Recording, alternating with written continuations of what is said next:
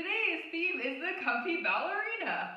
Again, there's nothing ballerina themed, although when I was 3 through 12, I did do ballet. It didn't end very well.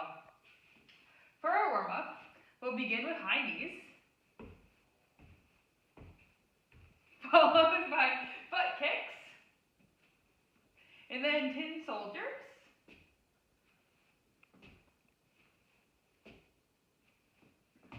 and then arm circles, forward, and then backwards, and then we'll do ankle circles. Today we'll spell out the word ballerina, first with the left foot balancing on the right, and then with the right foot balancing on the left. And then we'll do some hip circles in both directions. And then we'll do windmills, so feet a little more than shoulder width apart, hands out to the side, and then left fingers to right toes. You can look up, back to the center, right to left, back to the center. And you'll do each of those exercises for about 30 seconds. Our core section has 5 exercises, and instead of a specific time, most of them have a rep count. Although our first one will begin with a 30-second V sit. So feet stretched out in front of you, hands stretched out like this, and then count or set a timer for 30 seconds. And then we'll move into 15 figure 4 crunches on each side.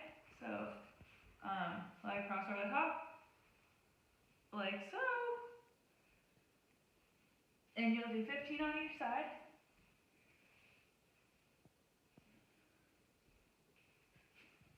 Followed by 20 toe taps. And here, really think about keeping that lower back on the ground. Don't let your tutu get in the way. And then we'll do 20 flutter kicks.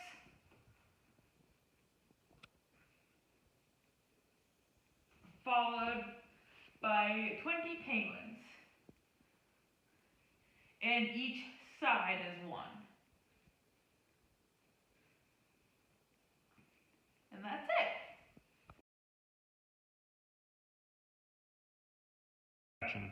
So, our circuit has 8 exercises. You can do it 3 or 4 times, and like usual, you do 40 seconds on, 20 seconds off. We will begin with mountain climbers, like this, and then either stepping forward or jumping forward for a little bit more aerobic intensity. Next, we will do the reverse lunge to knee raise. So start like so, back, knee comes forward.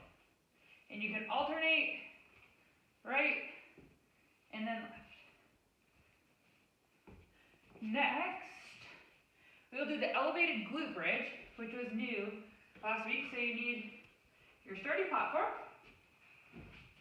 and then you're gonna lay down, feet on your sturdy platform, raise up, and then you have 2 options. You can either then just raise and lower here, or you can alternate lifting up one leg and then the other. It's up to you. If you alternate, remember to keep your glutes engaged and lifted. Next, we will do some dips, also with your sturdy platform, either from your feet or your heels. Then we will do the computer fall asleep, the bench squat. So instead of a regular air squat, you're going to come and squat onto your sturdy platform. And then you want your butt to just tap your bench, come back up. This provides a good target of where you want to land. Make sure your sturdy platform is of appropriate height. If you don't want to squat very far, have it higher. Next we'll do a new one called the stork. You will be on one foot, lean forward with a flat back. Start with your hands down and then come back up. And you're going to do 20 seconds on one side, and then 20 seconds on the other. Next, we'll do shoulder taps. So you're going to be in your high plank position, and then cross your opposite hand to opposite shoulder. Like so. As always, this can also be done on your knees.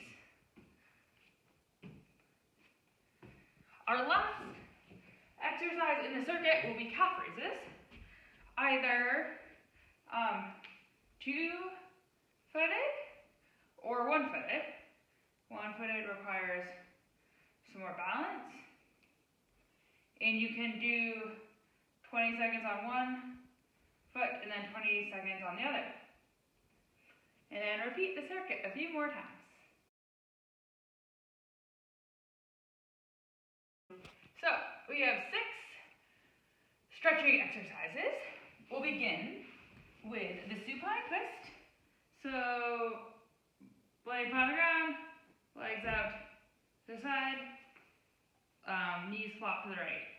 And you can put your right foot over left quad if you please. And then to the middle, over to the left, like so. Next, we'll do laying down hamstring stretch. So feet start flat on the ground, slide your right leg forward, left leg comes up towards the sky. Gently grab behind your quad or your calf, just not your knee, and pull very slowly in towards your chest. And then switch.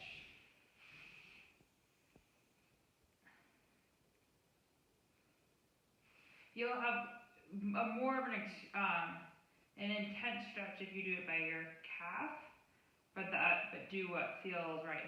This feels good for me, holding on to my quad. Next, you're gonna do a seated forward fold. So legs straight out stretch and just reach towards your toes. The old touch your toes. Then we're gonna do a pigeon pose, like so. Either on your hands or your forearms. Remember this one, really keep breathing. And then switch to the other side.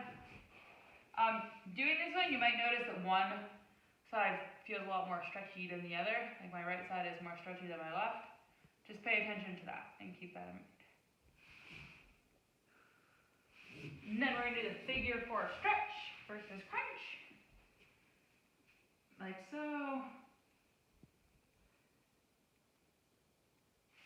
And the other side.